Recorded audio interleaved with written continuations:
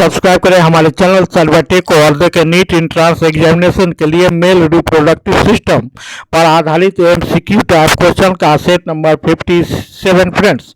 और आज के वीडियो में पुनः हम हिंदी एक्सप्लेनेशन के साथ मेल रिप्रोडक्टिव सिस्टम पर आधारित एमसीक्यू टाइप क्वेश्चन को प्रस्तुत करने जा रहे हैं। तो चलिए फ्रेंड्स देखते हैं आज के फर्स्ट क्वेश्चन को। फर्स्ट क्वेश्चन हमारा, where is the male reproductive system located, पुरुष प्रजनन तंत्र कहाँ स्थित है? तो यहाँ पर option number B correct answer है, पेल्विस रीजन में। इसे वन लाइनर बनाकर हम इस प्रकार याद रख सकते हैं, the male reproductive system located in the pelvis region. So option number B is correct answer for the question number 1। Next question, question number 2 की बात करें, मनुष्य के वृषण कहाँ स्थित होते हैं? तो इसे वन लाइनर बनाकर अभी हम याद रख सकते हैं, जैसे कि testis of humans are located within the scrotum. Option number C is correct answer for the question number 2। Next question, question number 3 की बात करते हैं, in humans the testis are located in. तो पूर्व की तरफ हम देखेंगे कि यहाँ पर एक्स्ट्रा एब्डोमिनल कैविटी की बात हो रही है। Option number C is correct answer for the question number 3। Next question, question number 4 की अगर बात करते हैं फ्रेंड्स, तो यहाँ देखते हैं, read the following statements for the testis and choose in correct one. Testis के बारे में निम्नलिखित कथनों को पढ़ें और जो इनकरेक्ट है, असत्य है, उसका चुनाव करें। तो यहाँ पर देखते हैं फ्रेंड्स हम option number B incorrect option है, इस testicular lobule contain 1 to 3 straight seminiferous tubules. यह ऑप्शन गलत है। So option number B is correct answer for the question number 4। Next question, question number 5 की अगर बात करते हैं फ्रेंड्स, तो यहाँ हम देखते हैं, the testis decent into the scrotum during, वृषण अंडकोश में उतरते हैं, किस समय उतरते हैं फ्रेंड्स? तो option number C correct answer है, फीटल डेवलपमेंट के समय। और अगर क्वेश्चन नंबर 6 को देखें, the testis normally descend into the scrotum by about. तो बाय अबाउट का लगभग पूछा जा रहा है, कितने समय में?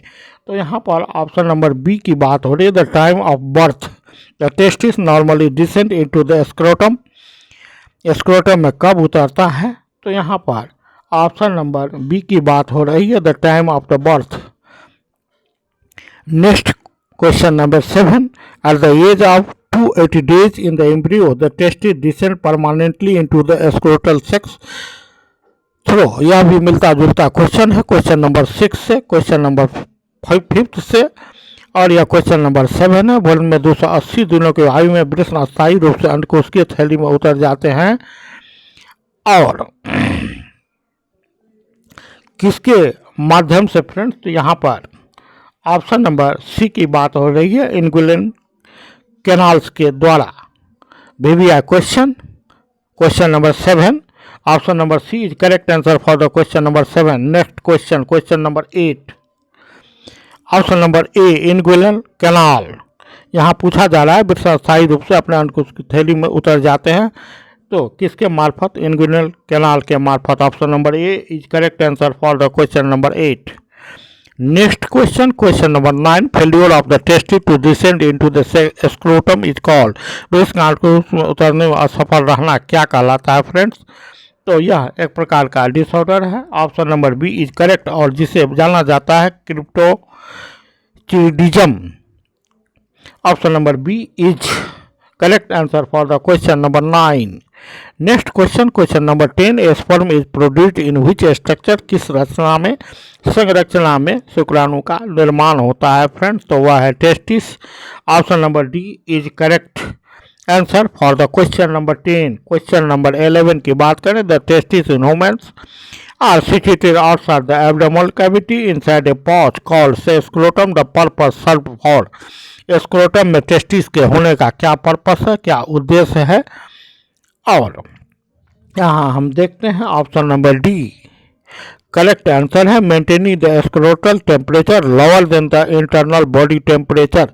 शरीर के आंतरिक तापमान से स्क्रोटल का टेम्परेचर लोअर रखना, जिसके कारण इसमें स्पर्म का निर्माण हो सके। किसमें? तो टेस्टिस में। आगे हम बढ़ते हैं फ्रेंड्स, क्वेश्चन नंबर 12 को देखते हैं, और यह भी बिल्कुल मिलता जुलता क्वेश्चन है। स्क्रोटम की बात हो रही है, उसमें उपस्थित टेस्टिस की बात हो रही है और क्या कारण है यह पूछा जा रहा है। तो वृष्ण उदर गुहा के बाहर एक थैली के भीतर स्थित होते हैं जिसे अंकुश कहते हैं। यह इसलिए आवश्यक है क्योंकि क्यों आवश्यक है फ्रेंड्स, तो यहाँ पर आवश्यकता की बात हो रही है, उद्देश्य की बात हो रही है। तो option number B correct answer है।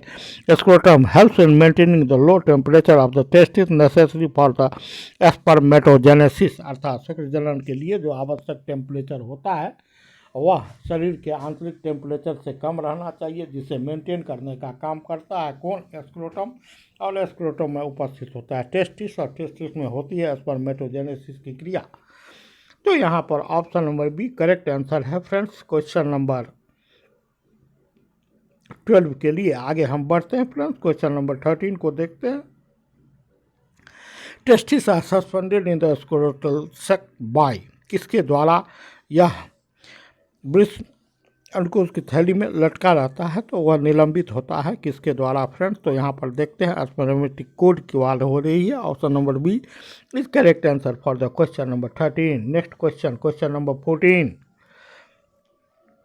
वृक्ष का कौन सा भाग केशिकाओं के नेटवर्क से बना होता है फ्रेंड्स। तो यहाँ पर हम देखते हैं option number D is correct answer, tunica वेसिकुलोसा।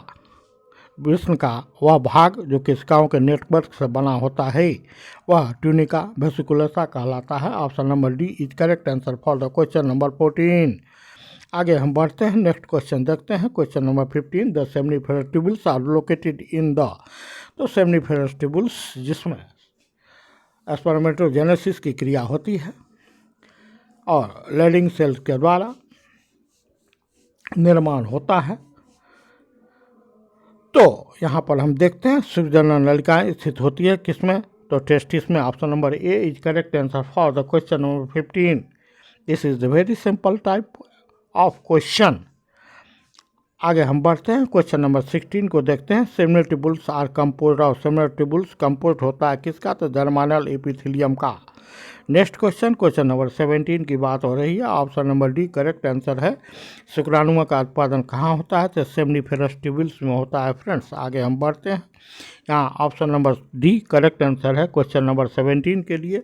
और क्वेश्चन नंबर 18 हमारा the process of sperm production is known as, शुक्राणु उत्पादन की प्रक्रिया को किस नाम से जाना जाता है, तो स्पर्मेटोजेनेसिस के नाम से जाना जाता है और इसे शुक्र जनन हिंदी में कहते हैं। जबकि फर्टिलाइजेशन निषेचन होता है जिसमें दो भिन्न गैमिट अर्थात मेल और फीमेल गैमिट आपस में संयोग करके जाइगोट का निर्माण करते हैं। जबकि oogenesis फॉर्मेशन ऑफ ओवम को कहा जाता है, फॉर्मेशन ऑफ अनफर्टिलाइज्ड एग को कहा जाता है। That is the process of oogenesis, that is the formation of ovum और unfertilized egg, and spermatogenesis is the process of formation of the sperm or the male gamete and the union of both male and female gamete is known as fertilization, or the union of the sperm and ovum is known as fertilization, and as a result of fertilization zygote is formed which develops by a series of division into embryo। इस प्रकार आप इसे याद रखेंगे। आगे हम बढ़ते हैं फ्रेंड्स, क्वेश्चन नंबर 19 को देखते हैं। शुक्राणु से शुक्राणुओं के निकलने की प्रक्रिया कहलाती है, क्या कहलाती है फ्रेंड्स, तो वह कहलाती है option number A correct answer है। सेमनीफेरस ट्यूबुल्स से निकलने की प्रक्रिया एस्पर्मिएशन कहलाती है। आगे हम बढ़ते हैं, the process of sperm production is called, और वह क्रिया स्पर्म प्रोडक्शन की उत्पादन की क्रिया, बनने की क्रिया, फॉर्मेशन की क्रिया स्पर्मेटोजेनेसिस कहलाता है। Option number B is correct answer for the question number 20। भिन्न क्वेश्चन हैं लेकिन सभी के आंसर्स आप देख रहे हैं कि मिलते जुलते हैं। आप इस प्रकार से इसे प्रैक्टिस करेंगे। आगे हम बढ़ते हैं, क्वेश्चन नंबर 21 की बात करते हैं।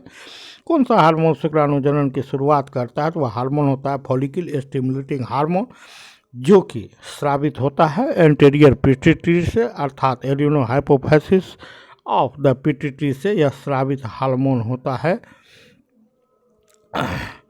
और इसे गोनेडोट्रोपिक हार्मोन भी कहा जाता है। साथ में एक और हार्मोन होता है लुटिनाइजिंग हार्मोन, दोनों को मिलाकर गोनेडोट्रोपिक हार्मोन कहा जाता है, जिसकी चर्चा मैंने अपने कई वीडियो में कई बार किया है।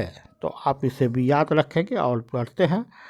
और इस नए चैप्टर की आज शुरुआत हो रही है। इसमें चैप्टर में हम लोग देखेंगे mail reproductive system, female reproductive system, the process of gametogenesis, that is the formation of spermatogenesis and that is the formation of sperm, बोले तो spermatogenesis, and the formation of the ovum, बोले तो oogenesis, fertilization, event of fertilization, formation of the embryo, and so many points I will discuss in my next video। तो चलिए देखते हैं आज के वीडियो के प्रश्न के MCQ टाइप प्रश्न के उत्तर को।